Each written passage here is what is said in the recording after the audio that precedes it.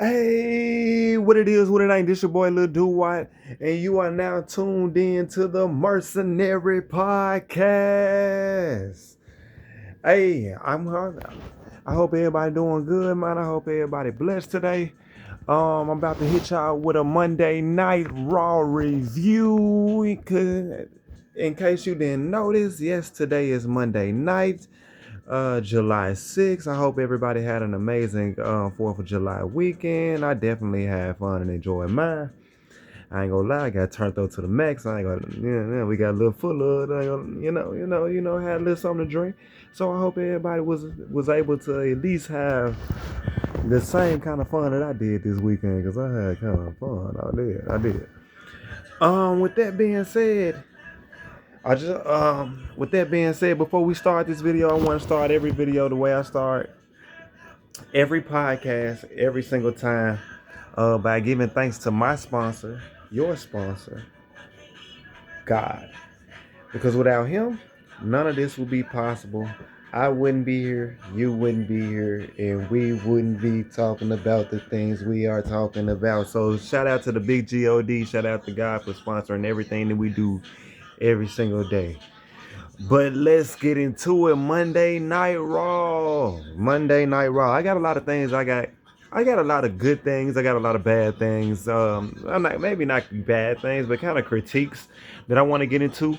As we know, Monday Night Raw was filmed was live in Chicago, Illinois, and you all know who hometown Chicago, Illinois is.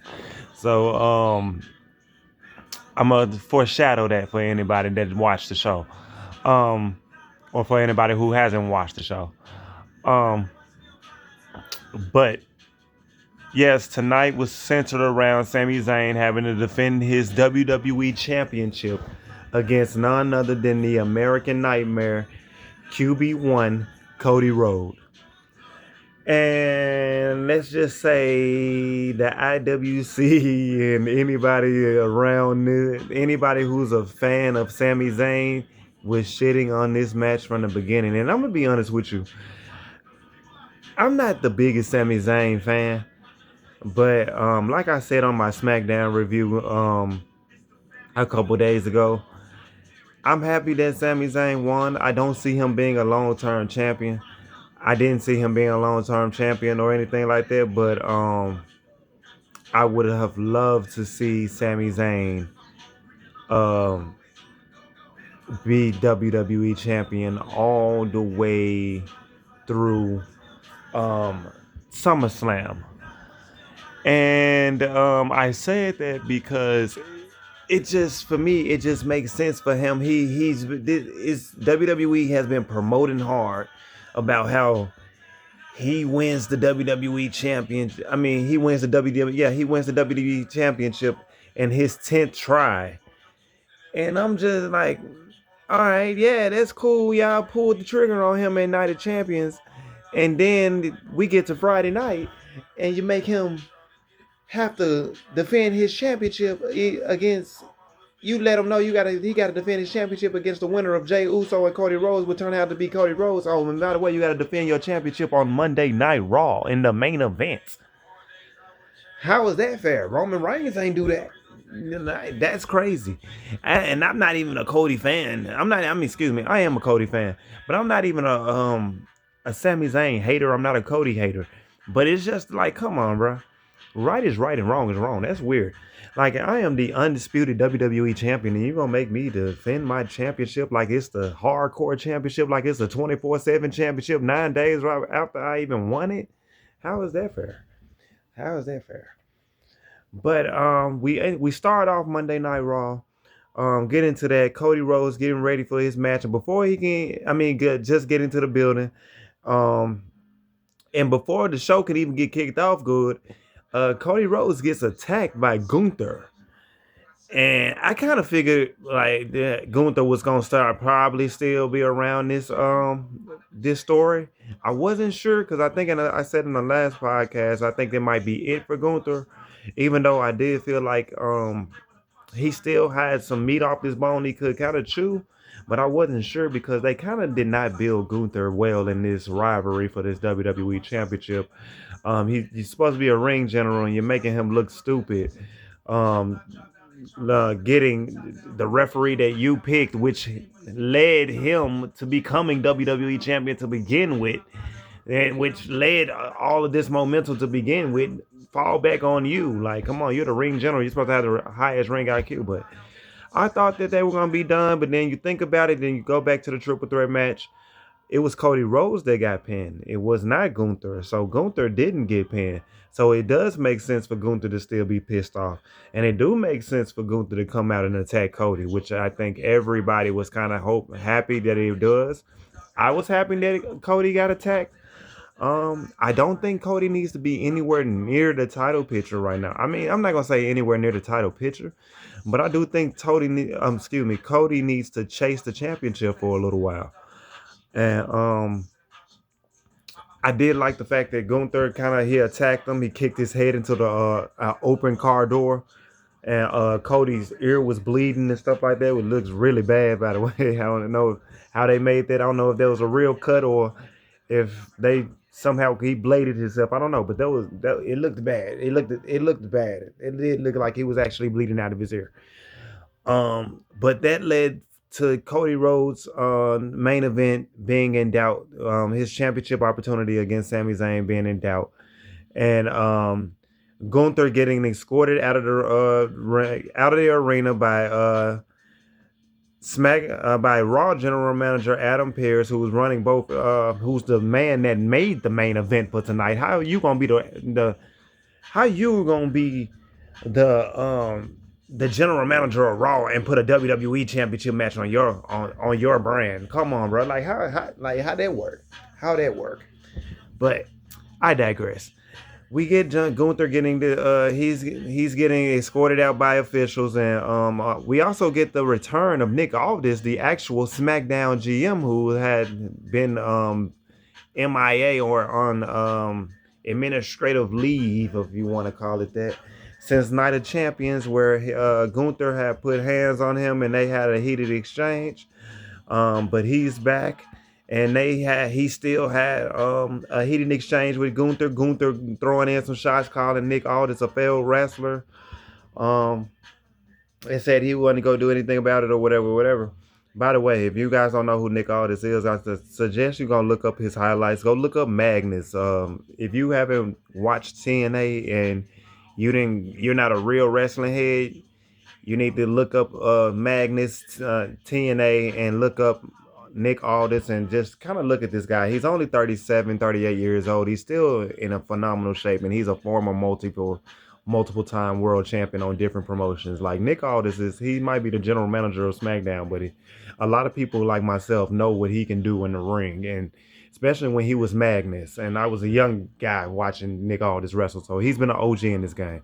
So Gunther calling him a failed wrestler was like, oh, that's BS, bro. You ain't got to do him like that. Nick Aldis probably he can get back in the ring if he wants to, type shit. He ain't got to do my boy like that.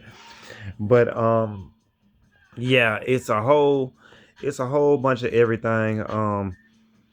They finally got Gunther out of the arena. Then you have a segue with Nick Aldis and Adam Pearce having a conversation. They're kind of having a little shouting match a little bit.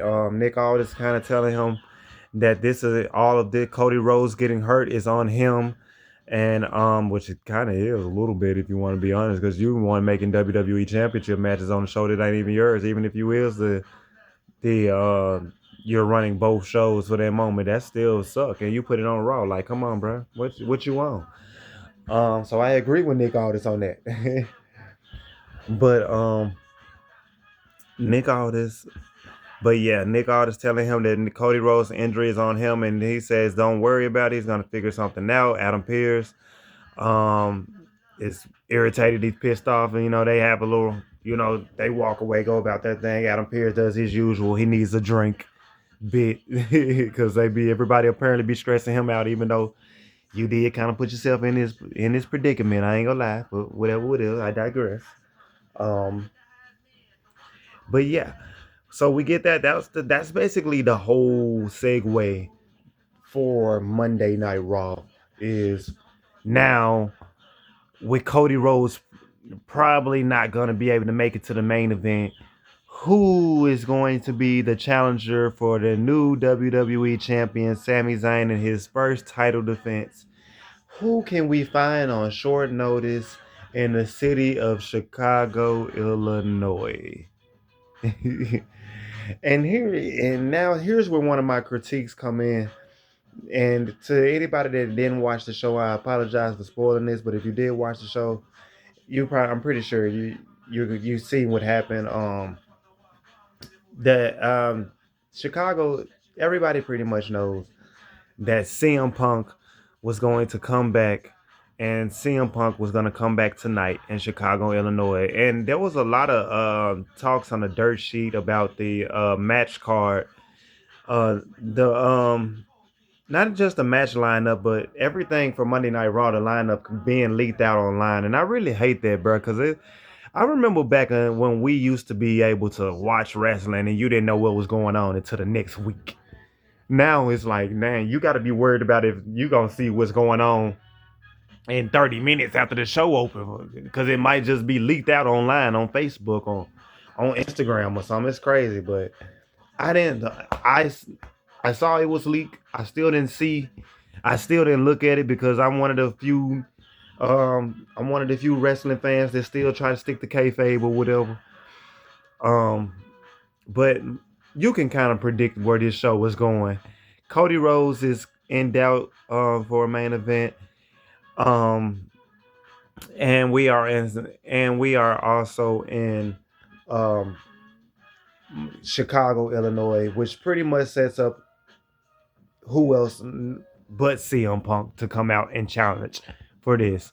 And my critique for that is I want to go in order and kind of wait for later on in the night to kind of give my full analysis, but like that the way that they structured it, I feel like I understand.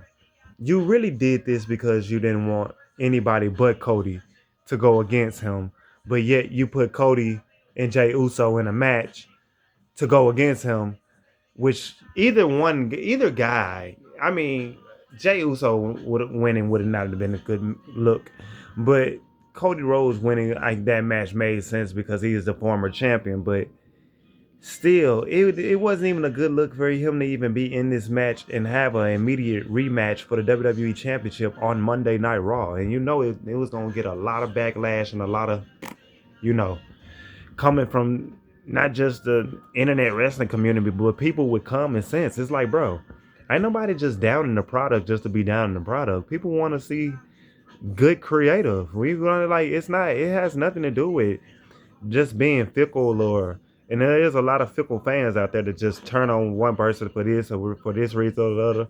But for the most part, it's just like people who like me who are just fans of the show, who are true OGs and been watching the product for over 20 plus years.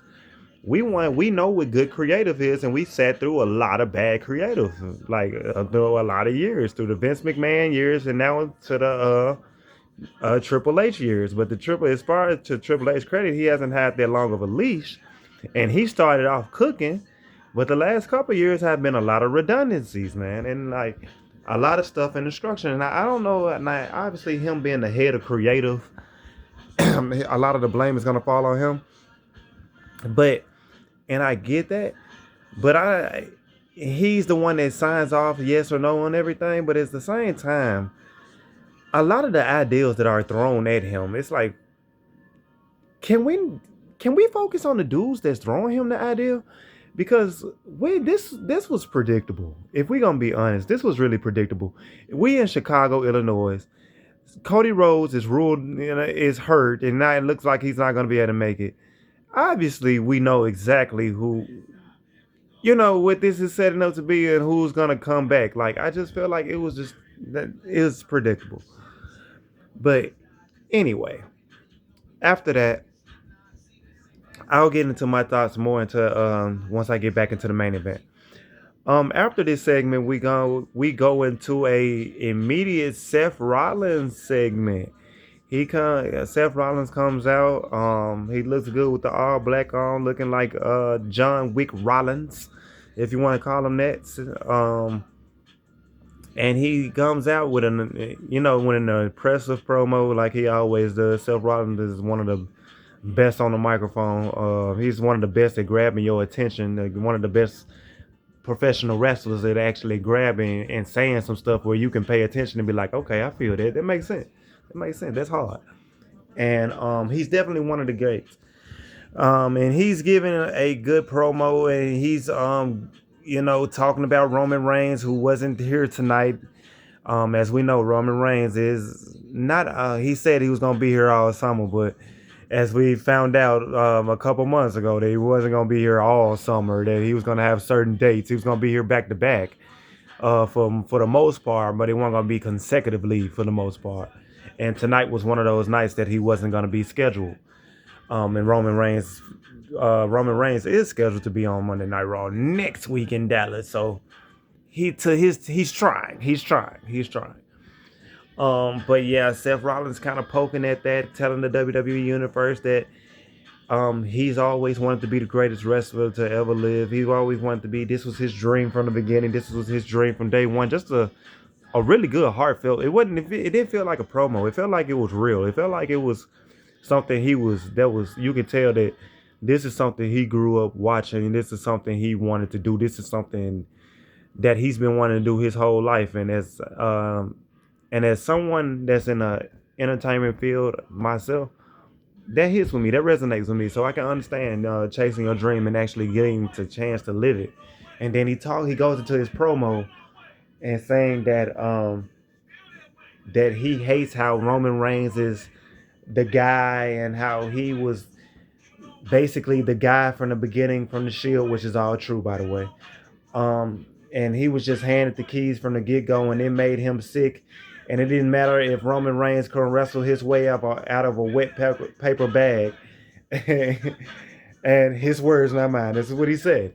It's not nothing. This is not me. It's not me. This is Seth Rollins. And he basically saying it just made him want to vomit, and that he was disgusted at how the fact that everything that he worked for and dreamed about was given to someone else, and they weren't, as basically saying that he wasn't nowhere near his level. And at that time, you can really agree with everything that Seth is saying. Roman was not ready to be the face of the company yet, and he was given the keys to the way before he was really ready, honestly.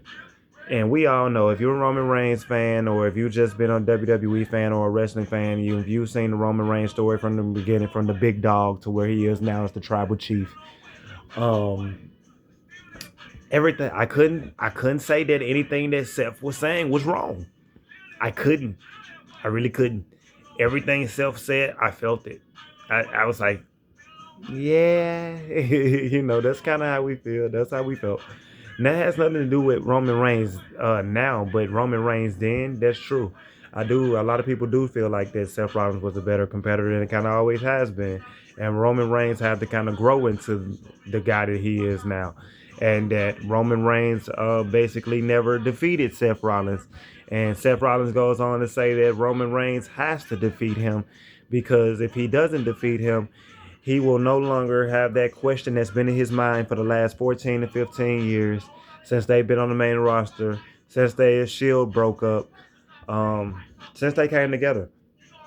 And that question is that he has to prove to his family, that he, and to the WWE universe, but more importantly, his family, more importantly, to himself as well, that he's not a fraud, and he's not everything that he's not everything that everybody has been clamoring him to be, and everything that he has said that he is, as the head of the table, as the tribal chief, as the OTC, the original tribal chief, as the one true champion, as his shirt says right now, as the reigning defending world heavyweight champion, Roman Reigns. Um, it was a good promo, bro. I ain't gonna lie, because it basically, Seth is one of the best on the microphone, bro. He's bar none one of the best that we've seen in recent memory.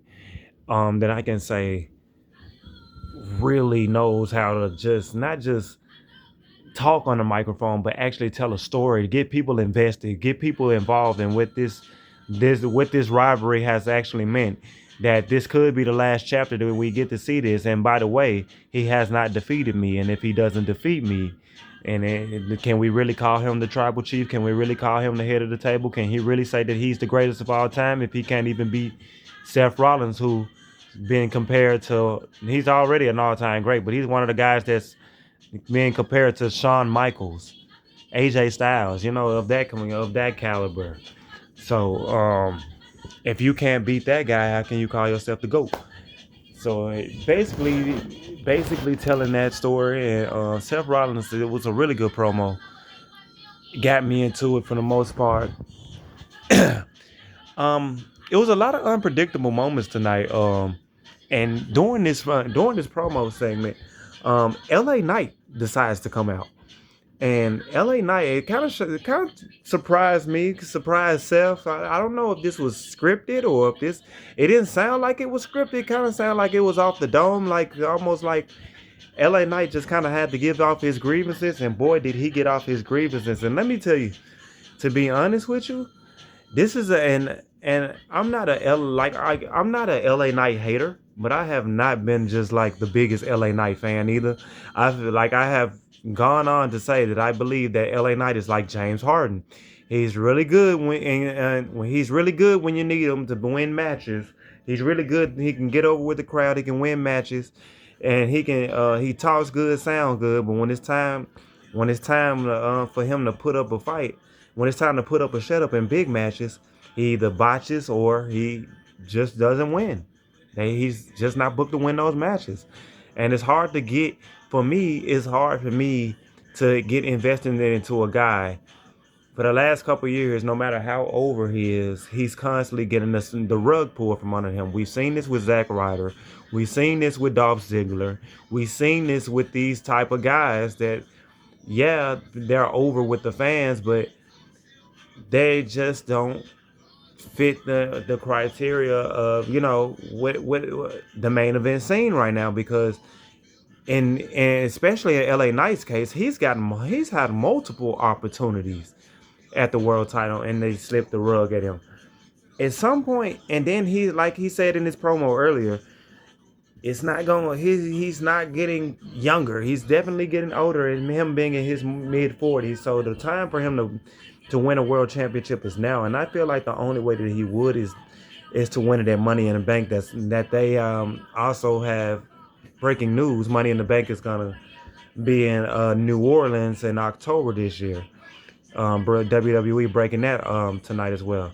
And I would actually pick LA Knight to win it because I feel like he would need to win it, because if he doesn't, I don't want to hear anything about LA Knight in the main event scene at all for a while, for at least another year. I don't want to hear anything about LA Knight in the main event scene. And that's why I compared him to James Harden, because when he gets to big matches, he doesn't win those big matches, and he doesn't perform his best in those big matches for the most part. That's just my opinion. It is what it is.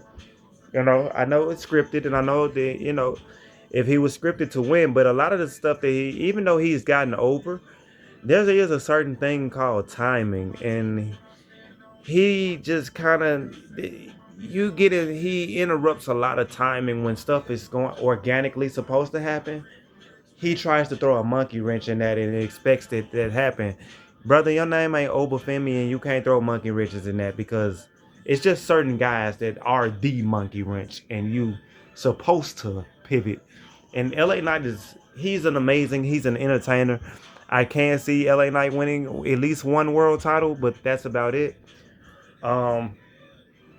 But like in the last, if he hadn't, I thought that they were gonna pull the trigger on LA Knight. They should have did it a couple years ago. Now it's just getting to the point where it's just like it's redundant. All he does is complain all the time. But it's just like, hey, that's WWE booking for him in that particular. But on this night, I agree with everything that he said. He basically went at Seth Rollins, telling Seth Rollins that it makes him sick that how he just lost the King of the Ring. That he lost the King of the Ring tournament, and yet he just comes out and he basically him and Roman Reigns have a brother to brother stroke each other ego contest, and now he's the number one contender for SummerSlam. And I agree with LA Knight because it's like, what was the purpose of you? How do you get to become number one contender? I understand the history. I understand the rivalry. But how do you get to become the number one contender when you lost the King of the Ring tournament? If he this is one of my critiques this is one of my critiques for the night, just not just for tonight, but for overall. And I felt like they should have had Seth Rollins win the King of the Ring if you were gonna just go on to have him face Roman at SummerSlam anyway. It didn't make sense for him to not win King of the Ring. Even if you wanted to have give more accolades to Obafemi, which I want Obafemi to get every accolade possible because I believe Obafemi is going to be the face of the company, maybe even the face of wrestling for the next 15 years, at least. I really do believe that. He's a generational talent. He just has it all. I get it. But this was one of those things where the King of the Ring was one of those things where I felt like that he didn't need that. He didn't need that. And this, because of this situation here, where LA Knight was basically saying to tie everything together, how is it that you lose in the King of the Ring tournament and yet you just get to come out and waltz your way right into a number one contenders match, and yet they keep pulling the rug keeps getting pulled on from up under me. And he said, to me, it just feels like you and Roman Reigns holding everybody down. He said 2 years ago, it was the bloodline that was holding me down. And then lately, a year ago, it was you and the vision that was holding him down. And I couldn't disagree with everything that he said because it was right. He was right. He was right.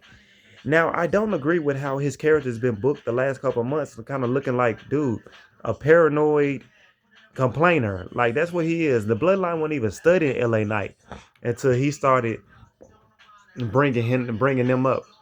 But this was the one time tonight where I was actually on LA Knight's side, and I was like, everything that he said was 100% like.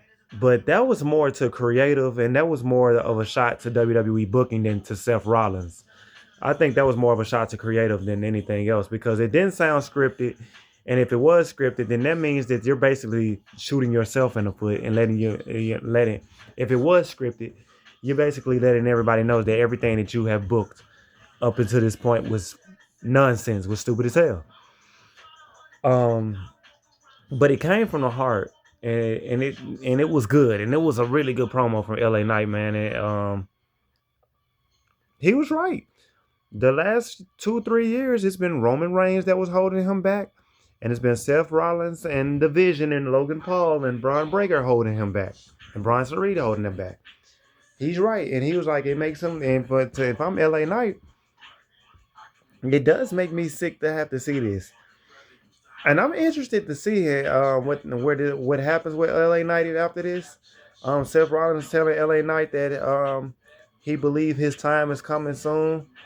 That he believes in LA Knight. He believes he'll be a world champion, just not right now. And right now he's not focused on this. He's only focused on Roman Reigns and what he has going. And Seth just kind of basically, kind of having to keep his story going because LA Knight basically holding Creative's feet to the fire and letting everybody know that Creative is bullshit and everything that he's doing making sense. Even Seth Rollins had a moment where he was looking like, yeah, that's right. All of this does seem kind of stupid, doesn't it? Because it is kind of stupid and it's backwards booking to me. You could have just had Seth Rollins win the King of the Ring and he could have just challenged him like that and nobody would have had a complaint about it. And you could have still told the story of Roman Reigns and Seth Rollins. He said, you could have had Seth in the ring like, hey, Roman, I'm coming back for the belt that I never lost, and I'm using the crown, this King of the Ring, to get it. And it's not that the King of the Ring is not prestigious, but I needed to get this so I can get that. And it would have made sense. It would have furthered the story. It would have used the King of the Ring to further that story. And nobody would have had a complaint. You could have had Brock Lesnar attack Obafemi a lot sooner instead of having him win the King of the Ring. And we're gonna get into that later. Um, and you wouldn't be in this predicament to LA Knight's point. But Seth Rollins leaves. Seth Rollins says what he has to say. He leaves. He gets out of the ring. They had a few back and forth, and then out of nowhere, Jimmy Uso comes out of nowhere. If you the last couple of weeks, Jimmy Uso and Seth Rollins have had, I mean, excuse me, not Seth Rollins, Jimmy Uso and LA Knight have had a beef the last couple of weeks. And Jimmy Uso with a big super kick that lays LA Knight out, then yelling at LA Knight and telling him to stay out of family business, which he should have, which I kind of agree with Big Jim on this one. You should have been stayed out of family business. You wouldn't be in it. While I agree with everything that he's been saying, I don't agree with everything that he's been saying up until this point. But while I agree with everything that he said tonight, I did not agree with everything that he had been doing up to this point. And that's what happens. You get kicked in the face by Big Jim Uso. We didn't have the first match of the night. The Street Profits, the reigning defending WWE World Tag Team Champions, defending their championships against Division of the tag team of Austin Theory and Braun Breaker Division. And the Street Profits beating Division a couple of weeks ago for this championship. Did they win? They beat them at Night of Champ. No, not Night of Champion on Monday Night Raw a couple of weeks ago for this championship and for the tag team championships. And before this, after the Street Profits came out first, and after they came out and made their entrance, we see Braun Breaker, we see Austin Theory and Logan Paul in the back by the curtain, getting ready to go, get prepped. But when Kathy Kelly stops them for to try to stop them to get their approach on the match, she asked them a question, and before they can even answer the question, who do we get that pops out of the blue? None other than the wise man, their oracle, Paul Heyman. And if you've seen Paul Heyman lately, he has been attaching himself with Brock Lesnar and whenever Brock Lesnar shows up, and not so much with the Vision. And last week, he kind of blew off Austin Theory, and this week he kind of came with that same energy. And again, and which I'm kind of surprised that he's bringing this to Braun Breaker. But he said Braun Breaker lost to Seth Rollins. It's not a good look. Um, he um he says that Austin Theory losing the tag team, him and Braun Breaker losing the tag team championships is not a good look. He says he basically putting the pressure on all on both Braun Breaker and Austin Theory, letting them know if they don't win this match, don't come back looking for me, and don't come back thinking I'm looking for a wise man and thinking I'm gonna still be your manager. And Paul Heyman putting that pressure on him because I was thinking like me personally, I was thinking like this was gonna be the end of the Vision, or if you still carry the Vision, you can still have Logan Paul and Austin Theory be a tag team and have Braun Breaker go about his business. I think Braun Breaker should have attacked him and have Paul Heyman. This is what I was thinking all night. That was just my mindset going into it. But we get the match. We have a really good match. It was a really competitive match. Montez Ford, man, I just don't get how WWE just doesn't has not put a singles title on this guy yet, man. Just let this guy have a singles run. He can still be part of the Street Profits, but he can still, like Jey Uso, have his main event run because he's actually he's way better, he's younger, and he's more talented, and he's taller than Jey Uso. Not to throw shots at Jey Uso, but if Jey Uso can do it, Montez Ford can have a championship reign. He can have an Intercontinental Championship reign. He's just uber talented. He's super tall. He's so smooth. He has so much personality.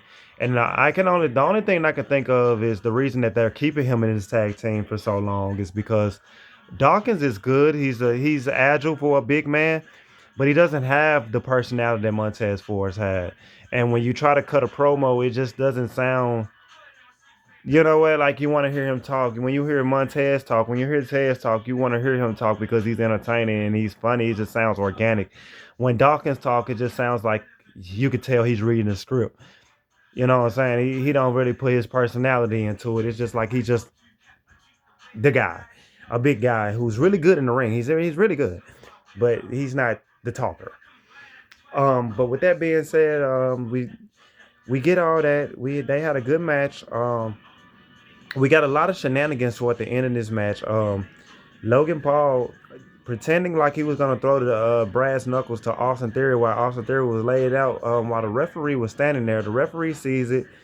The referee grabs the brass knuckles, and the referee, I think, didn't try to throw. I guess he planned on throwing Logan Paul out. He never really officially threw him out, but he took the brass knuckles. He tried to hand the brass knuckle to whoever was back over there. Maybe it was the ring announcer or whoever. And the entire time he's doing that, he's doing that, Logan Paul goes around to the other side of the ring to where Braun Breaker is, and he slides another pair of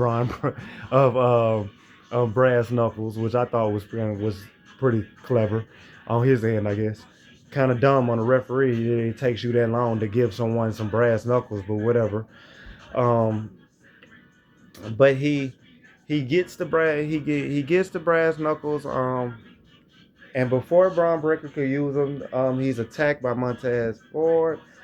Um, Montez Ford takes him out. He gets him out of the ring. Montez Ford does his patented jump over the man, Superman over there, Superman that over the goal post, and takes out Braun Breaker for the remainder of the match, and also taking himself out in the process, which leaves D'Angelo Dawkins and Austin Theory in the ring. Um, Dawkins then sees the brass knuckles that Braun Breaker was about to use. He grabs the brass knuckles, put them on his hand, preparing to use it against Theory.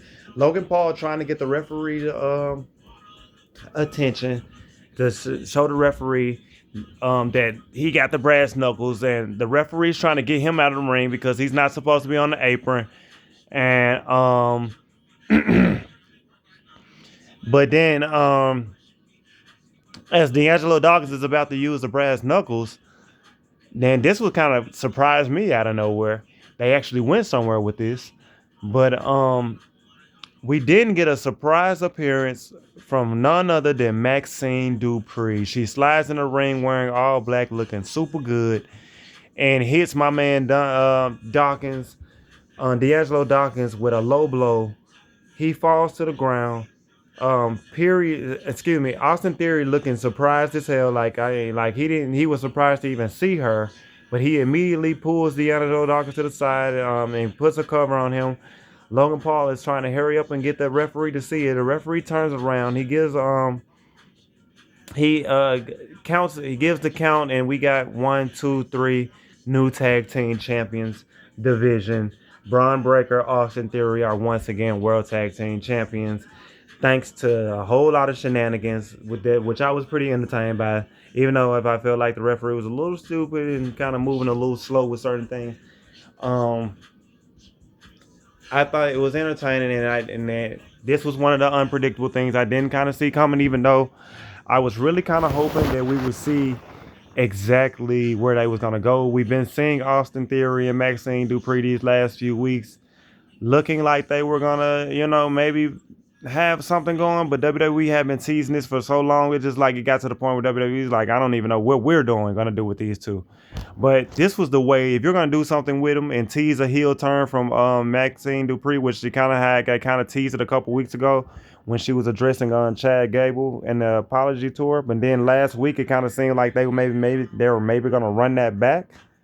But then Austin Theory had a talk with her and said that she needed to do some change or whatever, and she took that to heart, and she helped Division regain the tag team championships. She then jumps into the Austin Theory's arms and gives Austin Theory a huge kiss, which I was shocked. I was like, oh, okay, all right. If you're gonna go out, you're gonna go all the way out, because Liv Morgan and Dominic Mysterio, they never kiss. Ever. They just do the little nose thing. Maxine and Austin Theory kissed. Like kissed. So I'm like, whoa, all right. Then didn't Maxine just get engaged? Didn't she just get married? Like, that's wow. But yeah. But yeah. I'm kind of surprised. I mean, I'm really surprised. I thought the Street Profits were gonna win this match.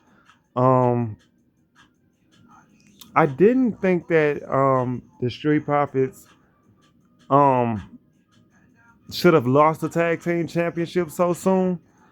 Um, and I hate that Braun Breaker has the tag team championships attached to his name just for them to keep Paul Heyman. I didn't understand that. I felt like you could have had the Street Profits win this match, and you could have had Braun Breaker and the Vision just be done at this point, and just let Logan Paul go on by himself.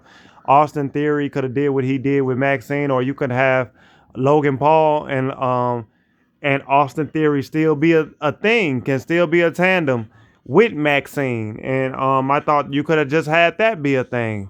And just have Braun Breaker and Paul Heyman kind of be a thing. Braun Breaker just managed Brock Lesnar and Braun Breaker. I would have went that route, but WWE decides to put the tag team championships back on it. While I felt like it was elaborate, I just didn't understand the you didn't. This was your chance to get Braun Breaker from underneath, and now yet you keep holding him back with the tag team championship because I guess to keep him with Logan Paul. But to me, this just set up for the badass Braun Breaker to be the badass Braun Breaker, kick out Austin Theory's ass and spear him and spear him 2 or 3 times with a super spear and walk out of that thing and walk out of there looking pissed off with the crowd barking and chanting. And with a return of the real badass by himself with just Paul Heyman. I thought that would have been, and you could have put Braun Breaker as a guy in the Intercontinental Championship scene until you're ready to put him back into that main event picture and let his momentum run. Build up. So with them putting the tag team championship back on him, it just didn't make any sense to me. It doesn't look right on him right now to me, and anyway either. But I didn't agree with the booking decision. We're gonna see where they go from here. Um, Apparently they're gonna have to prove themselves to Paul Heyman. I still feel like they're gonna eventually end up breaking up because I don't see what are we waiting. I guess they're maybe waiting on Bronson Reed and they're gonna actually try this again. Maybe I don't know. I don't know. I don't know. But we're gonna see. We're gonna find out. Um, I believe in Braun Breaker. I think Braun Breaker still has world championship potential, but I think Braun Breaker lost a lot of momentum and a lot of steam with this vision thing. I really do. I really do. Um, After this, we get a backstage segment with I'm trying to think. Yeah, after the match we get a backstage segment with with Sami Zayn finding out that Cody Rhodes isn't going to be able to defend his championship. And then, Cody Rhodes wasn't going to be able to be competing for a match. And Sami Zayn is kind of looked kind of thrilled, like, man, because I ain't gonna lie, I'm with the last real good guy on this, because it's like, why am I defending my WWE Championship and Roman? Like, I'm still on that. Like, why? He looked a little relieved, but he was at the same time, he's like, look, me being a good guy, I don't wish any bad ill on him or anything. But I felt like this was all cursed from the beginning. I feel like we should figure this out on Friday night, reset this, and I was right there with Sammy. I'm like, yes, Sammy, let's get to Friday night and listen and think all of this out because this is stupid. Even though I know him better, with him being in Chicago, it's pretty much a done deal for. Um, Adam Pearce letting Sammy know that this match was going to happen and that they will find a challenger and that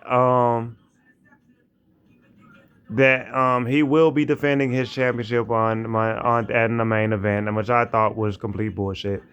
But yeah, they had that segment, so everybody's pretty much chanting CM Punk, because they know what's coming, and it just went from there, and it just built from there. After this, we get a promo segment from the Judgment Day We get Raquel and the Judgment Day, Liv, Dom, JD, and Roxanne all in the back in the clubhouse, basically pumping up Raquel. She's getting ready for her Intercontinental Championship match against Sol Ruka, and she's fired up. Apparently, they firing her up, and she's just ready, just putting a bat. They putting a battery in her back to bring a championship back, even though it's been Liv Morgan that's been costing you the world championship matches that you did get against Stephanie Valkyrie. And then she actually goes on to win a Royal Rumble, and she eliminated you in a Royal Rumble as well. But I mean, eventually Raquel, she'll eventually see that your sister isn't really your sister. But I'm just saying this. And she keeps demoting you to the mid card title and not any main card titles. Every time you try to go for a main card title, she doesn't want you to do it. So hey, but when you were going for the world title and she was going for the tag title, you was like she felt some type of way then. But yeah, I guess you didn't put in long term storytelling, long term booking. We'll see. Um, so we then get Sol Ruka and Raquel Rodriguez, the women's Intercontinental Champion Sol Ruka versus Raquel Rodriguez for the Intercontinental Championship. Um, it was a really good match. It was a good match. A lot of things went on in this match. I wasn't able to watch this match like because I was at this time I was driving and I was listening to the match and I was on my way home when I was listening to the match. And I couldn't watch it the way I wanted to see exactly all that was going on, but I was listening to it and it was a pretty good match. A lot of the Judgment Day usual Judgment Day routine. Judgment Day comes in and toward the end of this match, and first is Roxanne Perez, and then Liv Morgan comes out right after it, and they just start to cause the match. And either way it goes, it's just a lot of shenanigans. It doesn't work, and end up falling back on Raquel and Sol Ruka retains, and she is still your WWE Women's Intercontinental Champion. So shout out to Sol Ruka.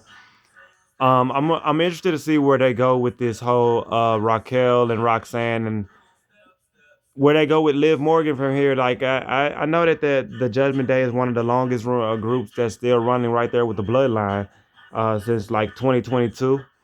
But I think there might be cracks in the Judgment Day, and I think that it's gonna start with Raquel and it's gonna start with Roxanne because at some point they gotta realize that Liv is just not trying to have you anywhere near the women world title, and I'm pretty sure now she's gonna try to have y'all go after the tag team championship again and not and keep y'all and further keep her foot around Roxanne and Raquel's her foot on their neck as far as keeping them away from the main event scene. And eventually they're gonna tell their story and they're gonna get there and we're gonna see. Um, but that was a good match. That was a pretty good match, and we didn't go from there. I think Sol Ruka, man, she's really good. I did. They gotta get her some more TV time. They gotta get more matches. She's really entertaining. I would say, while she is athletically gifted, I do feel like Sol Ruka, she don't always gotta do the big match. She don't. I mean, not the big match. She doesn't always have to do like the big move, the big spot. She doesn't always have to. Everything that she does doesn't always have to be spectacular. You can have a straight up regular wrestling match and then just sprinkle in some of that the athleticism stuff because she is so gifted. You can sprinkle that in and it'll make the moves mean more instead of you doing big move after big move after big move to do this and do this and do this. And when she's doing that, she's tiring herself out and she's leaving herself vulnerable to botches. And that's what's been happening a little bit with her. And I think I'm surprised that nobody told her this by now.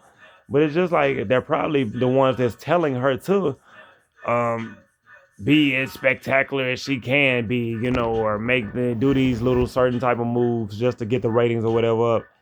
I don't know, but I think that the right move for Sol Rook. I do agree with her with retaining the championship because I do think she is super talented, but I do not agree with her having to constantly do all these. I know she's a high flyer. I know she's an acrobatic. I know she's one of them, man, one of the best. The things that she can do in the ring athletically, she's maybe one of the most athletically gifted, if not the most athletically gifted woman that we have seen from an agility standpoint in WWE history. And with that being said, I just don't feel like she has to do everything. Sometimes you can be like a Jeff Hardy, and you can be a little bit of a brawler, and just add regular wrestling moves, and and just do it like that. A regular DDT work, it don't hurt nothing. So it don't hurt nothing. Um, but yeah, she got an incredibly bright future. I think Sol Ruka, if they give her some more matches, get her some momentum, I think Sol Ruka could have a chance to possibly be a women's world champion one day.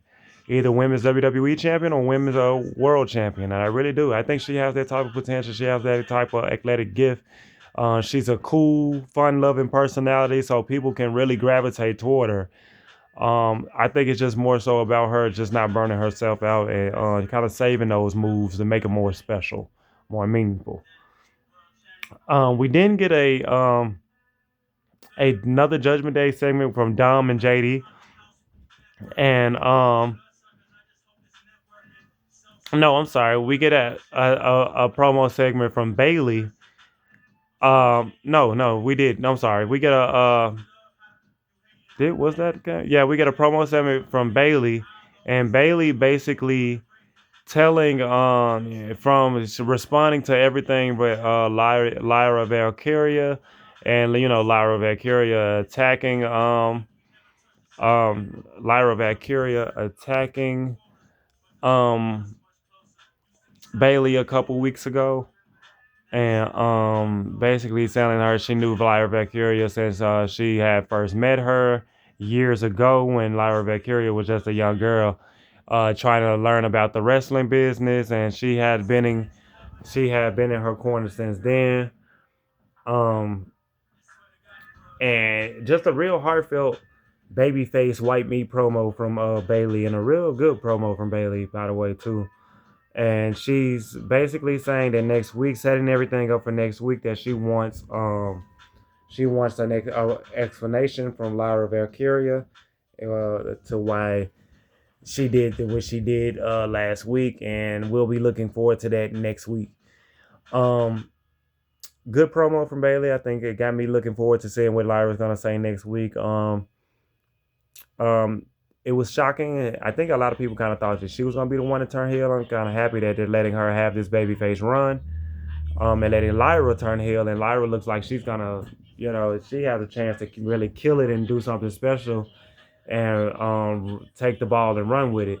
So we'll see what she does. We'll see what they do next week. I think if they do this right, Lyra could have a chance to become women's intercontinental champion for a second time if they really book her to win matches since this heel turn, win this feud with Bailey, and I don't know. I think either way, they got a win-win with this because whoever wins this feud, I want to see the person that wins this feud go against Sol Ruka, and I want to see that person actually wins the Intercontinental Championship for Sol Ruka.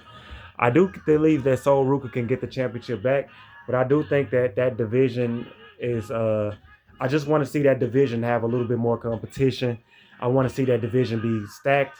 I don't mind saying the championship and the women's Intercontinental Championship having a little bit of a hot potato, not too much of a hot potato, but just a little bit of a hot potato between Sol Ruka, Lyra Valkyria, and Bailey.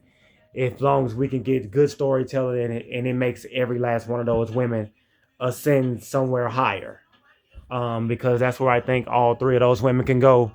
And each individual character can go to another level if they play this right. I think if Sol Ruka does drop the championship to either Lyra or Bailey, you can have Sol Ruka be in these world title championship matches. You can have her win more matches, and have her to be a possible threat to be a women's world champion sooner rather than later. With Bailey or Lyra, I think having Bailey um, as a uber white hot baby face right now coming out this story. If she wins the feud with Lyra, you can she can go over and she can have a long run with the Intercontinental Championship, and then she could possibly go back to the main event scene as well.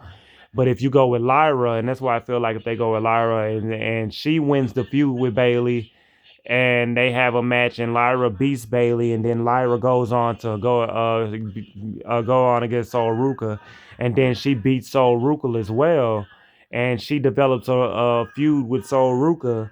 I would and where she basically beats Sol Ruka, and then Bailey comes back, and then Bailey then they have a feud for the Intercontinental Championship. I wouldn't mind seeing that. I really wouldn't mind seeing that. A heel Lyra is Intercontinental Champion going against Bailey, or a good. I think that would be my preference, because if Bailey beats Lyra for that Intercontinental Championship, it's gonna put more momentum on Bailey. Um, and it's gonna have Bailey as a uber hot baby face, and it's gonna have Lyra as a hot heel who's capable of winning big matches as well. Um, but we'll see. We'll see where that goes. Um, we didn't get a we didn't get a promo from I then did we get a promo? Was that before or after? No, we get a tag team match, a impromptu tag team match between between Ethan Page and Rusev versus Dragon Lee and Chad Gable. They had an altercation during a promo um, about the Intercontinental Championship or whatever, and Penta was there. He was getting interviewed, and one thing led to another, and then this match was settled.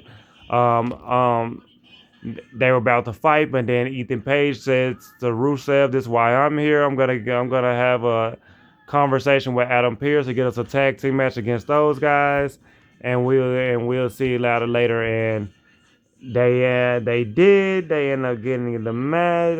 Oh yeah, so that ends up getting set up, and then we end up having So we have that, but then we end up having I want to say we had a promo segment from we have a promo segment from Paul Heyman.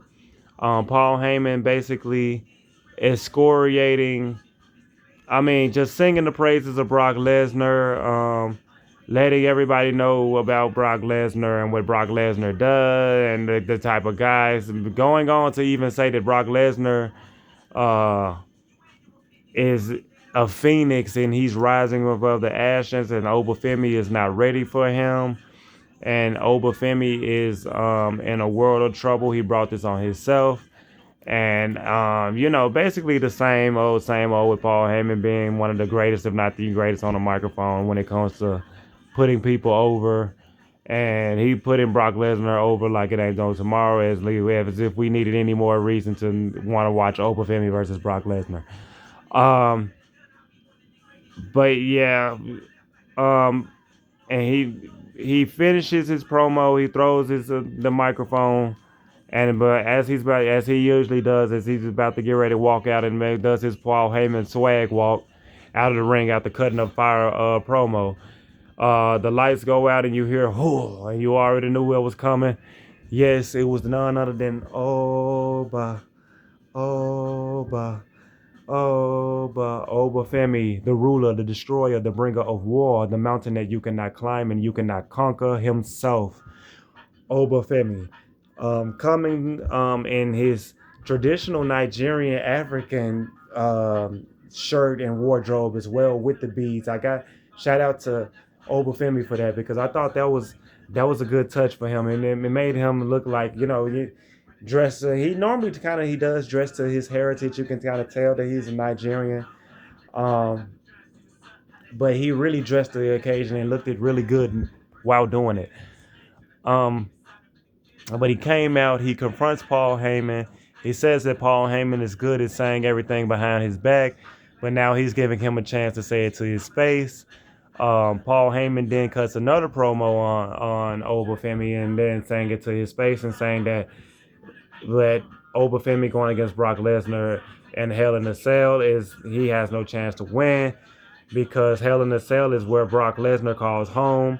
It is Hell in a Cell is like it's the Brocktagon, like he would say, like the Octagon, because Brock Lesnar, as we all know, in case you've been living under a rock, Brock Lesnar is the greatest combat sports athlete to ever live. He's a former UFC heavyweight champion, NCAA heavyweight champion, and WWE champion. So he when he says the Brocktagon, that means he means Brocktagon. Because he is that. And he's bloviating, he's singing like again, singing the praises of Brock Lesnar and kind of hit Obafemi with some of his own material saying that Brock Lesnar is the mountain that Obafemi cannot climb or conquer and saying that he can't conquer him and basically saying that this version of the beast you can't beat. He beat the Undertaker twice in Hell in a Cell, and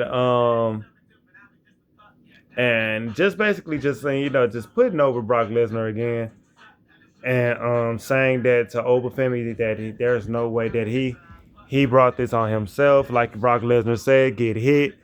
Talk shit, get hit, and he kicked him in the nuts last week, what I thought was really weak, which what Obafemi was saying that's weak. And Oba then responds with an amazing promo as usual. This dude just can do it all. Like when I say he's gonna be the face of the company and maybe the face of wrestling for the next 15 years, I mean that. He is one of the best prospects that I have seen in my 20 plus years of wrestling, maybe since Brock and even better than Brock. The best blue chip prospect we've seen in the last 20 to 30 years. Dead ass. He he just has it all. His promo, size, look, move set, speed, strength, just everything. Just everything. Just spectacular. He is Destiny's definitely on his side. And that's real. He basically tells him that Destiny, like he said, Destiny has been on his side. And he also said that Brock Lesnar is lying. Brock Lesnar says he doesn't watch the show, but he also says that he's been hearing he's been hearing what Oba has had to say about him through Paul Heyman, and said that's a lie because he knows that Brock Lesnar watches the show because he knows that he chose to come out and do what he did last week. He chose to come out and kick him in the nuts because he was irritated by what Obafemi was saying, and that he was bothered and that it got under his skin by what Obafemi was saying because he knows that Obafemi was telling truths and everything that Obafemi was saying was the truth, and he can try to act cool, but he knows that all of those men that Paul Heyman named, including the Undertaker and I forgot, it was someone else. It was Undertaker and it was someone else that Paul Heyman had mentioned. And Obafemi said, I am better than those guys. And the crowd didn't pop when they said that, when he said that either. The crowd kind of was quiet when he said that. But I'm not sure if they were quiet because they was like, we don't want to go that far, or if they were quiet because they were just so invested in what Obafemi was saying. Could have been a little bit of mixture of both, but Obafemi did such a great job at kind of reading. He does that. He is so ahead of his time in this business and what he's done, and actually listening and studying and being a student of the game. He understands. He's reading the room. He's like, okay, they probably the one going for that, but then he says toward the end of his promo that he is the Beast Slayer. He is that he isn't like any of those guys, and that he is Obafemi, and that he then says he realizes that he has to walk through hell in order to get to heaven. basically meaning that he's going to go through hell with Brock Lesnar in order to get to heaven, which would presumably be a championship shot. I thought it was a magnificent promo from both Paul Heyman and Obafemi. Paul Heyman does a great job at selling his face, and when he's in it with anybody legitimate, but when anybody that poses a threat to him, he does a good job, especially with Oba, because Oba is a real threat. Um, my only problem with this, it's not the promo, it's not anything that Oba said, it's not anything that Paul Heyman said. My only problem with this is, like I said earlier to start the podcast off with Seth Rollins, I I hate that they gave Oba and they even showed it on his way when he was walking to when he was doing his usual strut to the ring that Oba Femi, the King of the Ring winner. I just hate that they used the King of the Ring to basically give him the accolade, but there's nothing else that comes with it. And that's why I felt like they could have just gave this to Seth Rollins. Obafemi didn't need to win the King of the Ring if you were going to go with Brock Lesnar anyway.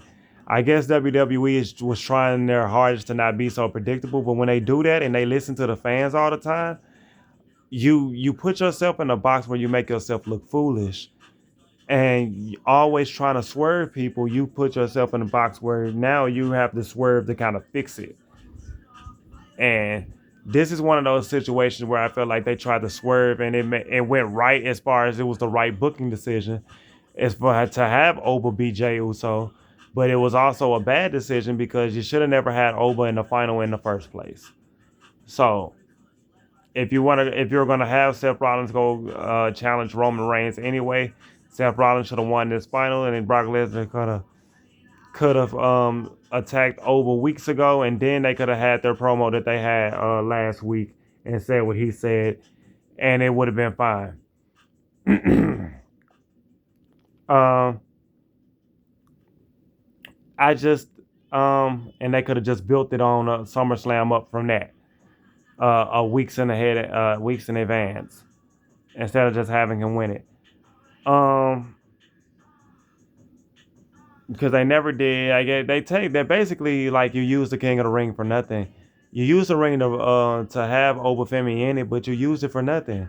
You could have gave somebody a real championship shot, somebody that could have used that championship shot. And if you're gonna use it for booking reasons, it was smart to have Seth Rollins win the King of the Ring to challenge Roman Reigns, so it won't look like he can just get a damn championship match whenever the hell he feels like it. That's crazy to me. That's super crazy, super crazy. Um, but that's my only caveat to that. I'm interested in what having Obafemi versus Brock Lesnar 3 in the Hell in the Cell, seeing how it go. I'm one of the people that said that Oba and Brock didn't need to even have a rematch to begin with. I wanted Oba to be in the King of the Ring because I wanted Oba to have a fair shot at winning the King of the Ring. I hated it when Brock Lesnar returned and attacked Obafemi and had a match with Obafemi. Excuse me, y'all. A little tired. Been up all day. Um, early bird gets the worm. It's late at night here. Excuse me if I yawn toward the end of this thing. Here and there.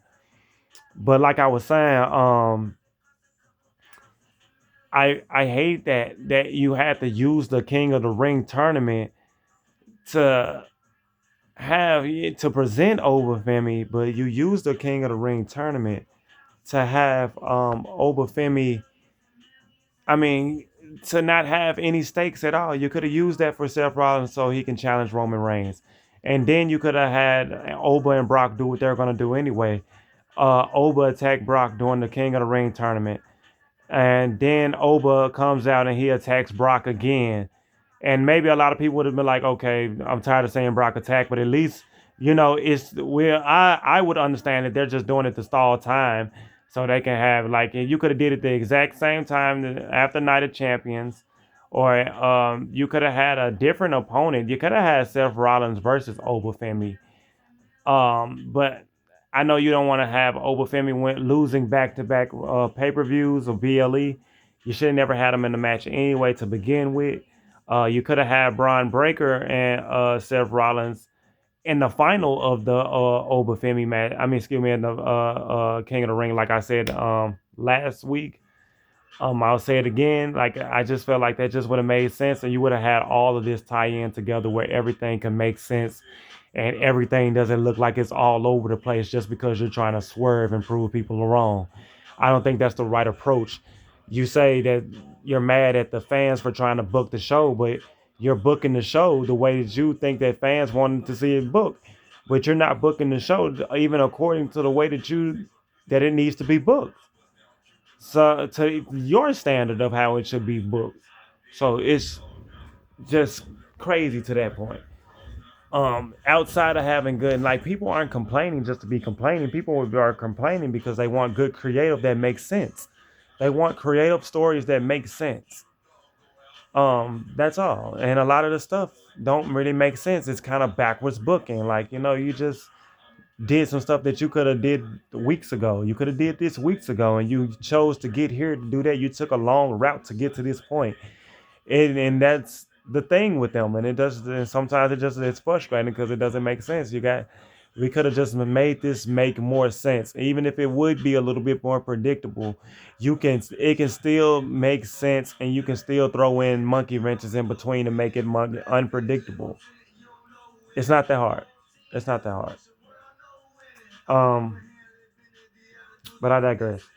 We get a um we get a promo from Dominic Mysterio and JD McDonough, basically letting Danhausen know that they're going to continue to keep the Knicks jersey that they stole that he got from the New York Knicks because Danhausen is part of the reason the Knicks won the championship. We're still standing on that. He uncursed them. They end up winning 13 straight. Just saying, just saying. The Danhausen curse is very much real. Um, with that being said, basically just setting up the match that JD McDonough and Danhausen is gonna have at Saturday night's main event at Madison Square Garden. So that just writes itself, obviously. And no, it's gonna be a lot of shenanigans in that match. So we're gonna be looking at main event to see what happens with that. But I really want to see what else get booked on main event because as of right now, that's the only thing that I know that's booked for Saturday night's main event. Really interesting to see what they do. And this is in Madison Square Garden, so this needs to be a pretty big show. And this show is coming up in like another week, and WWE only basically has like one match booked for this show. Everything else is centered around SummerSlam. That's next month, like 4 weeks away.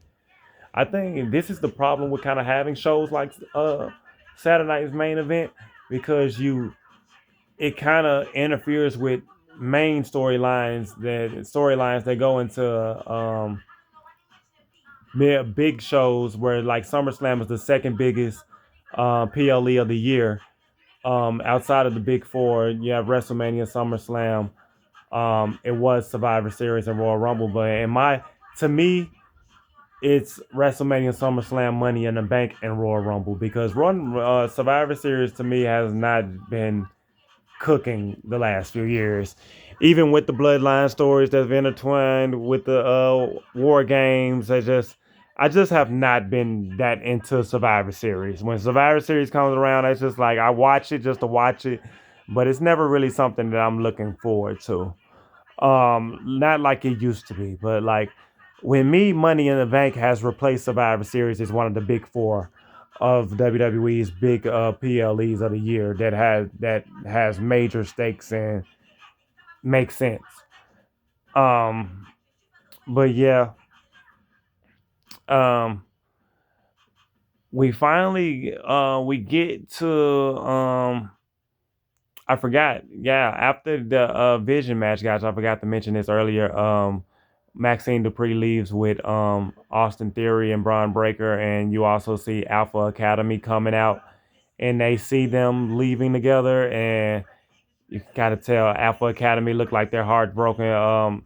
winning the Tozawa, they got to give these guys a tag team run at a championship at some point. Give them a transitional tag team championship run because these dudes earned it. Otis and Tozawa, they're just uber baby faces, man. You can't just have them job all the time, man. If they're gonna job, like don't have them job all the time. That's just me, but it's okay. Like some people that take losses need to get wins, and some people who gets a lot of wins need to take losses. And sometimes WWE just plays things a lot of safe, and they don't take enough risk outside of booking things backwards. Sometimes, like I just feel like, because when they do a swerve, they do a swerve just to prove us wrong, but it's a swerve that be backwards booking sometimes, and it don't be making sense, and they be having to try to correct themselves.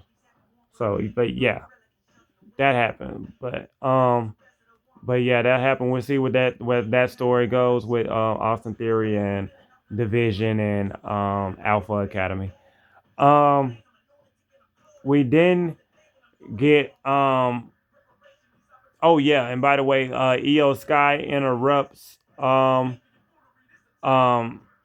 that match to help. I'm sorry because I kind of forget a lot of these parts, like because I didn't get to watch it, but I heard it, and a lot of this stuff is coming back. To the Liv More, I mean to the Raquel and Sol Ruka match. EO Sky helps Sol Ruka get the win, and after all the Judgment Day shenanigans don't work and stuff like that. So yeah, shout out to EO Sky going against Liv Morgan for the Women's World Championship at SummerSlam, and not sure that EO Sky wins that match. I want the EO Sky to win. Only because you're not doing anything with Liv Morgan. I do feel like if Liv Morgan wins, it's because Stephanie Valkyrie is coming back and you want her to have that feud. I do think eventually we're gonna get EO Sky as world champion eventually. If Liv Morgan doesn't defend this championship a couple of times, I do hope that Naomi comes back at Money in the Bank and challenges whoever it is, Stephanie Valkyrie or Liv Morgan or whoever, for the championship at some point. So shout out to Naomi. Hope you're doing well. Hope that baby's doing well. Hope shout out to you and Big Jim. Uh, Hope to see you back sooner rather than later. Um, so we finally get to the main event, y'all. Sami Zayn versus mystery opponent in Chicago, Illinois. Sami Zayn is Sami Zayn comes out first with the undisputed WWE Championship around his waist for the first time as WWE champion.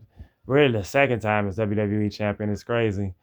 Because he only had the first time he came out was on SmackDown in the promo, and then this time he comes out it's an actual match already. He comes out, he's shaking hands with everybody. He's in a ring, he's super focused, and he's trying to see exactly who's gonna be his next challenger. We're waiting. The crowd is chanting CM Punk. We're all waiting to see who it is. We all pretty much know it was gonna be CM Punk. Then you look at the Titantron, standing in the middle of the ring, waiting to see who it is gonna be, saying, "Come on, let's go, let's go. Who is it? Who is it?" And the Titantron goes. They go to the Titantron. Um, and you go to the back parking area, and you see a parking garage start to come up. And as the parking garage start to come up, you see a man standing behind it, and you pretty much can guess who it is. When the parking garage comes all the way up, it is none other than CM Punk. And CM Punk making his return, his first match since losing the World Heavyweight Championship to Roman Reigns at WrestleMania 41 or WrestleMania 42. I'm sorry. And this past April, he looks bigger, he looks jacked, he looks good. The crowd is rooting for him. I thought it was kind of funny how he was walking through the locker room and just everybody was just all the backstage people was taking their glasses off like he's really here. Oh my gosh, he's really here. It's Chicago. Of course he was gonna be here. Like you didn't have to overact all that. Like, come on, y'all. Like, let's be for real. Let's not be too shocked. It was Chicago. We all knew he was gonna be here. Um, he comes out looking like $1 million. Sami Zayn was kind of looked a little looked surprised as well, but looked kind of pissed off. Like, damn, I don't want to go against him. But he was ready. He kind of when CM Punk got into the ring, he was talking. Sami Zayn was talking a little shit to CM Punk, and even mugged him a couple times. I was like, okay, Sami, let's go, Sami. And by the way, I'm telling you, I wanted Sami Zayn to win this match. I was rooting for Sami Zayn because I wanted this story to continue with Sami Zayn and let him be an actual transitional champion. We get a 5-star banger. This was a good match. Sami Zayn hit hit CM Punk with his own finisher a couple of times, hit the GTS a couple of times. We got a couple close finishes. Um, um, CM Punk fights back in this match. He gets Sami Zayn. He hits Sami Zayn with a haluva kick to kind of give him to pay him back. Then he tries to go for the GTS. Sami Zayn then turns it into a reversal to try to pin him. It doesn't work. Sami Zayn tries to go for it doesn't work. Then they wrestle more. Sami Zayn tried to go for a blue thunderbomb at one point in this match, and it didn't work. And I like how they set it up, but then because he did eventually end up because CM Punk tried to go for the GTS, and then he turned it into a blue thunderbomb and almost gets the 1-2-3. This match was really good. It was really gritty. It was really grinding. But yeah.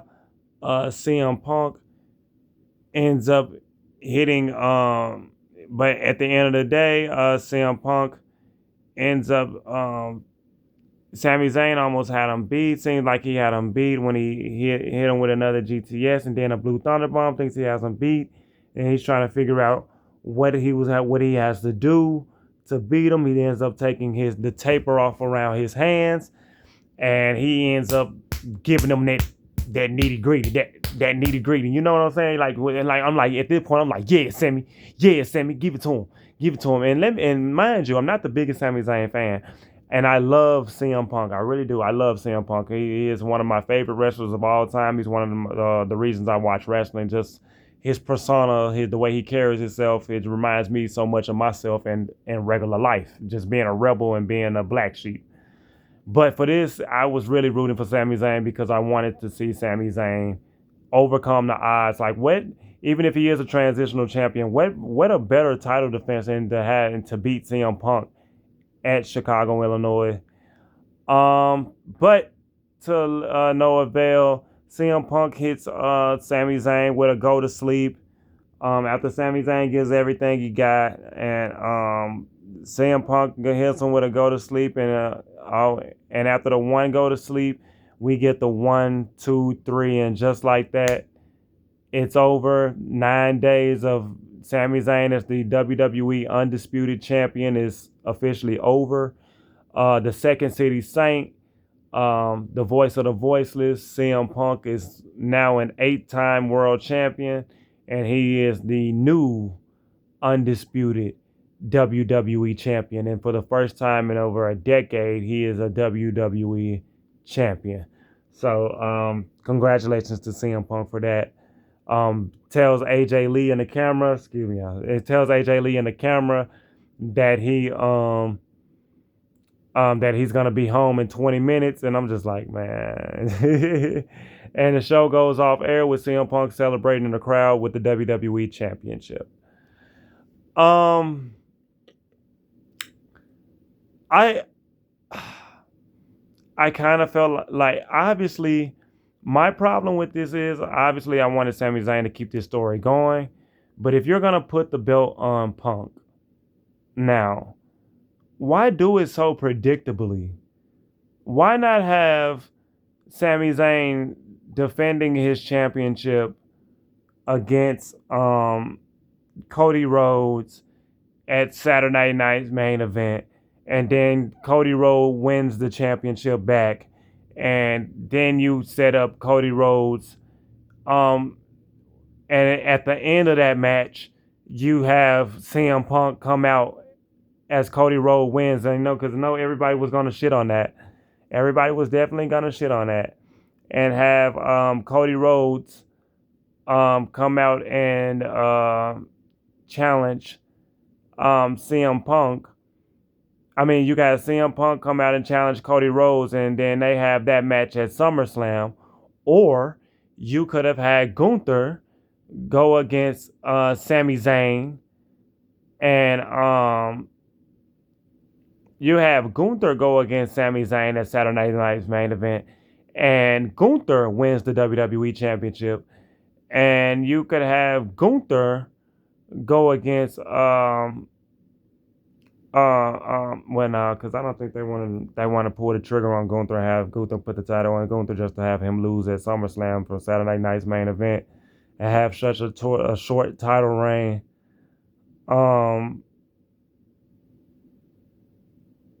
and because I feel like WWE basically just they wanted to have Punk on this card. They really wanted to have Punk on this card. Um, but fine, if you're gonna go that route, that's fine. You could have did that. You could have did that. You could have still had. You could have had Cody Rhodes. You could have had Cody Rhodes go out and defeat Sami Zayn at Saturday Night's main event. You could have had him win the WWE Championship and then get attacked by Gunther again, and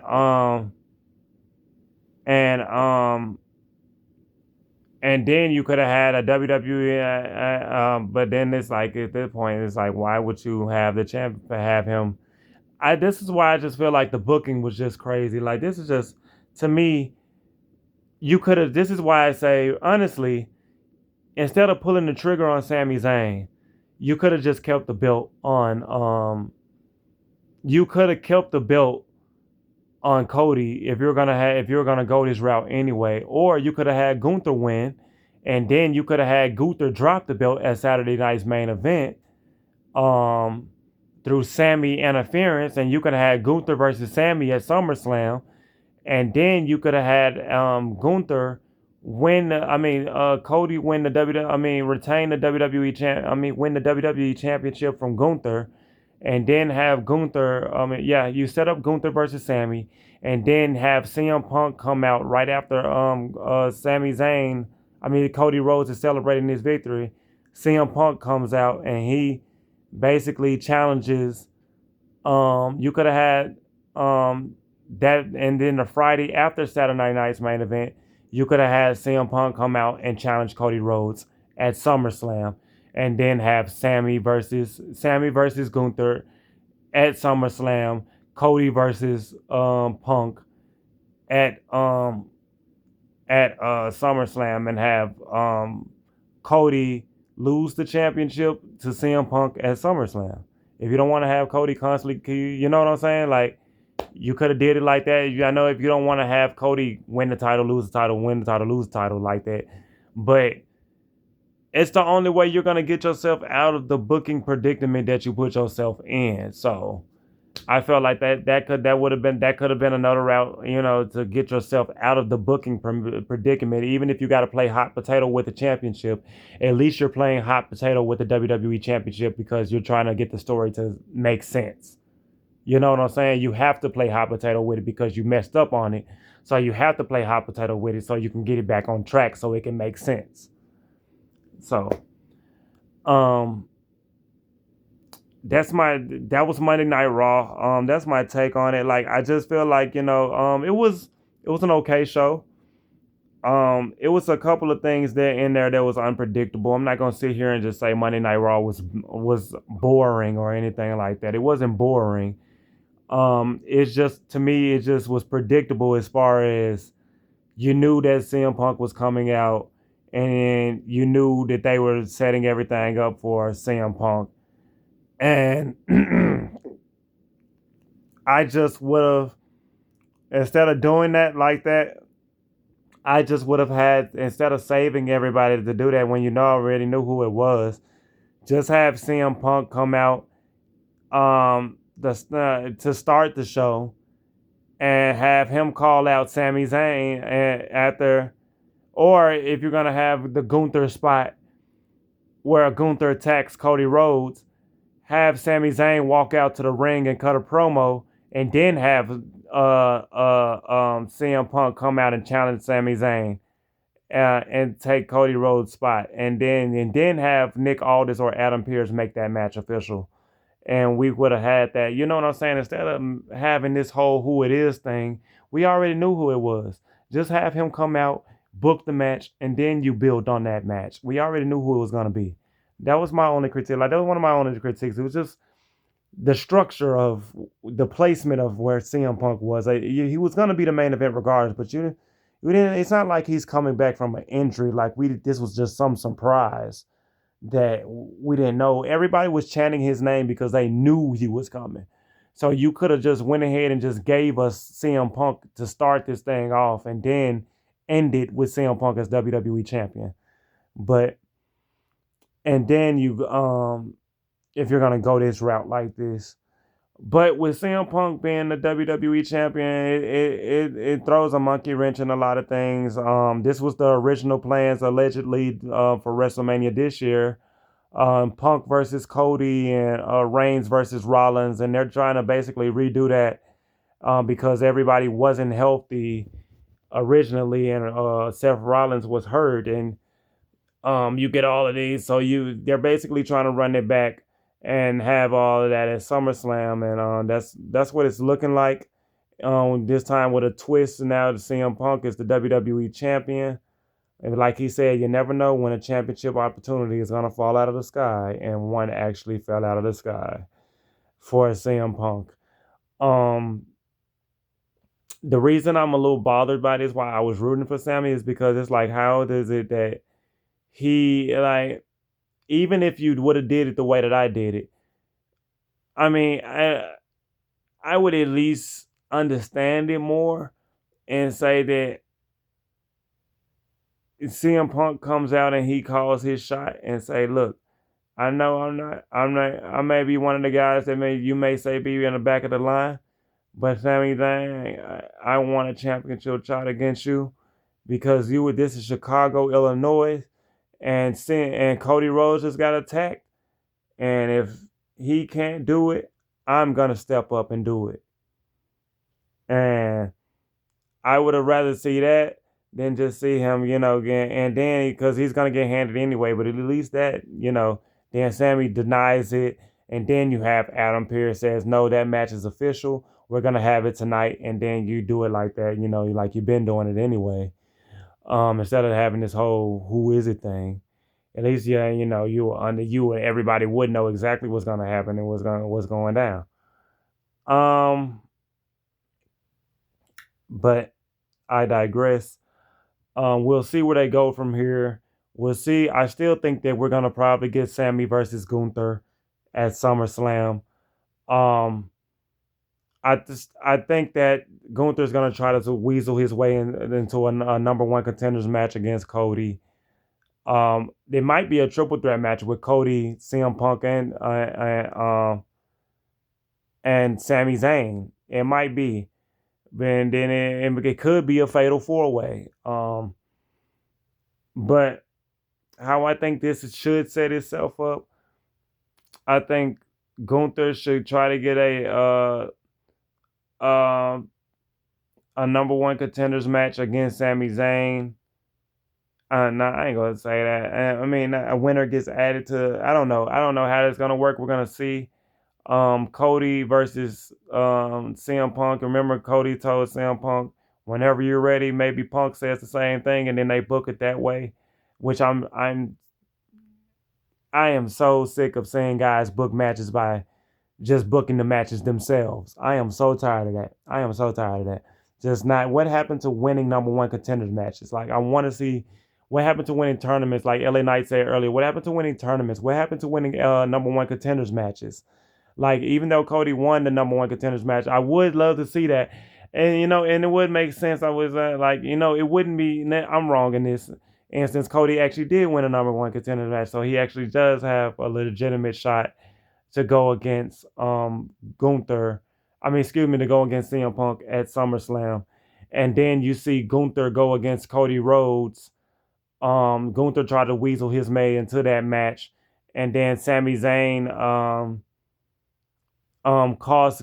So you have Cody Rhodes versus Gunther. If Gunther wins, he gets into it becomes a triple threat. If Cody wins, it stays a single match with Cody and Punk. And then you have Sammy uh cost Gunther the match because maybe Gunther attacked Sami Zayn because he's still pissed at him for costing him the match for whatever reason. And that pretty much could write itself there. And you could have you can write yourself out of this WWE. You can write yourself out of the predicament. You can write yourself out of this. Um you can have that. You can have Gunther attack Sami Zayn, even though Sami Zayn is not WWE champion, attack him because he's still mad at him and say, "I knew you were a fluke of a champion. I'm gonna go and get what's mine. I'm challenging Cody Rhodes tonight for the championship. I mean, for a chance at a championship that should be mine." And then and in the main event, that should be the main event. And in the main event of that match, Sami Zayn helps Cody Rhodes win. He's attacked Gunther, and then that now we get Cody versus Punk, and then we set up Gunther versus Sami Zayn at SummerSlam, and we just go from there, and that can still rotate around the main event picture. That's just how I see it. That's how I think it should work. We'll see if they go that route, but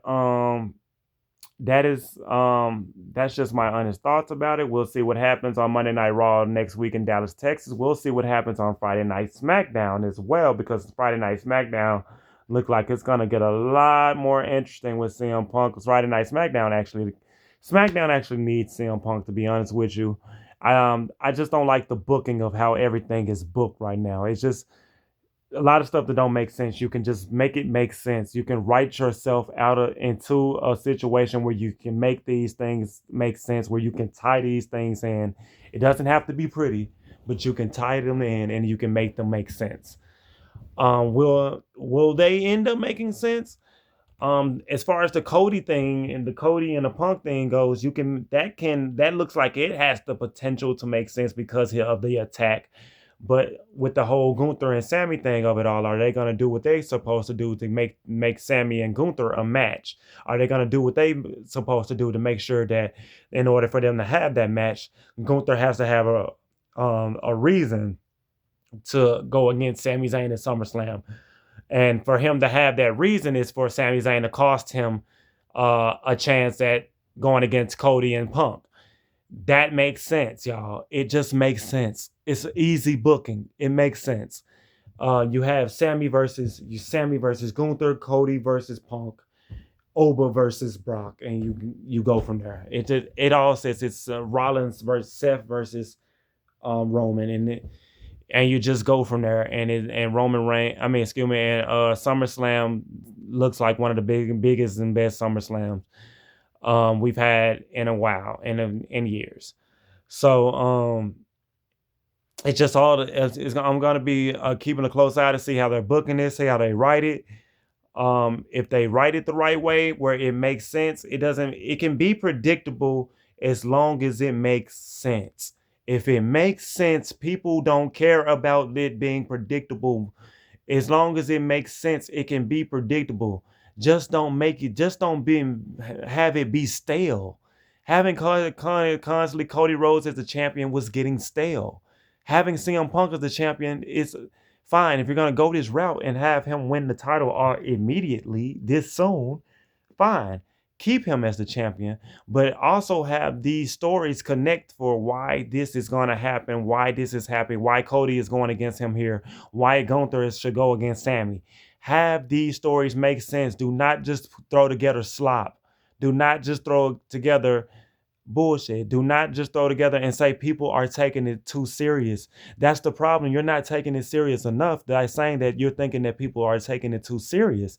It's not that people are taking it too serious. We just want it to make sense. That's all. We want a lot of the stories to make sense. You don't look at a soap opera and look at it and say, hey, this story in this soap opera don't make sense. because Roy's supposed to be dead, but now Roy came back 3 weeks later and he done killed Vivica and you know what I'm saying? Like, you know, and like you don't want that. You don't want that. And because that's not a good soap opera. And WWE, while it is sports entertainment, it is also entertainment. And for the fans' sake, we're not trying to book matches. We just want them to make sense. So when they're not making sense, then fans get to throwing their opinions out, and then it gets to sounding like the fans are trying to book matches. And that's not the case. That's not the case. Um, but like I said, we'll see. We'll see. Um, yes, this has been my Monday Night Raw review. I'll be back with another review. I'll be back with another review this Friday with SmackDown, and we'll be looking at SmackDown, and I'll be reviewing that, and we'll see how this goes. But before I end this video, I gotta end this video the same way I start every video, and that is by giving thanks to my sponsor, your sponsor, our sponsor, God. That's right, the big God, because without him, this wouldn't be possible. I wouldn't be here. You wouldn't be here, and we wouldn't be talking about these things. Okay, so shout out to the big God. Shout out to God for making everything possible for everything that we do in life. And shout out to you for anybody who's a new subscriber, to anybody that's new to my channel. I appreciate you. Subscribe to my channel below. Give me a like. Give me a comment. If there's anything that you want me to talk about, if there's any topics that you want me to talk about, not just wrestling, but in sports, entertainment, whatever you want me to talk about, whatever or if you have an opinion on anything that I have talked about, feel free to put it in the comments, and I will definitely respond, and I will definitely respond, and I'll put it in the next video as well. If you have any things that you think that I could do better, like I said in any video, the last video that I made, that I am not opposed to having constructive criticism. I'm always about having good product and having good product go from great, and having the great product go from great to Hall of Fame. And that is the standard that I am always setting. So anytime that I can get good constructive criticism and not no negative hate and shit is always good with me. But like I said, subscribe to my page, Lil Duwatt, LILDUWATT. Subscribe down there, like, give me a comment, show me some love, man, and let me know. Yeah, we're gonna see how all of this plays out, and I'll be back with another tomorrow. I will be back with another podcast episode. Keeping everything up to date with free agency and NBA, and what's been going on with trades, and just kind of keeping everybody up to date. Where's LeBron James gonna go? We'll see. So stay tuned to that. Thanks for everybody been watching. Thanks to anybody that's watching. Thanks to anybody who's been with me from the beginning. I appreciate y'all. Keep showing me love. Keep sharing, and we in this together. We gonna keep grinding to the top. With that being said, I hope everybody have a good night, man. I hope everybody have a great day, man, and I'll see y'all tomorrow, bro. With that being said, it's the Mercenary Podcast. Y'all be easy.